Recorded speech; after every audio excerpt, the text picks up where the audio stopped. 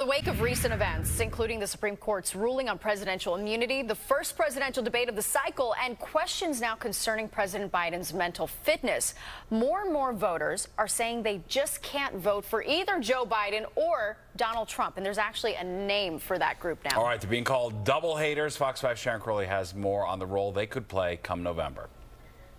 What do you think of the two candidates running for president? How did we get here?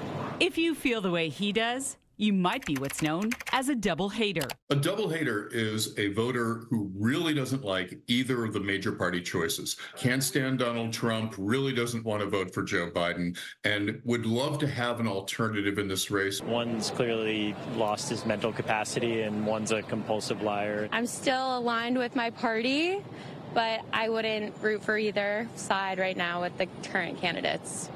So maybe I am a double hater. I would not be voting. How come?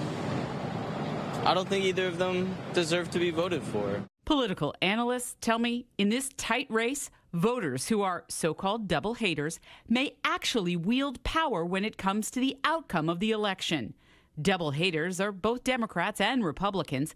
Polls show they are small in number, but still could have a significant influence, especially in battleground states. The so-called double haters are a small segment of the voting population, but when you have 6 states that are really kind of the battlegrounds, Pennsylvania, Michigan, Wisconsin, that was the blue wall that Hillary Clinton had in 2016 that went for Donald Trump, and then you add in Nevada, Georgia, and Arizona, shifts by a small few groups or decisions not to vote could decide the presidency. Because this race is so tight right now, and because it's particularly tight in those 5, 6 battleground states that everybody's paying such close attention to, small swings one way or the other, somebody staying home, multiply by 10,000, that could be the difference between victory and defeat for one of these candidates in that state. So I did ask the double haters if there was anything these candidates could do to win them over, and the response was pretty universal.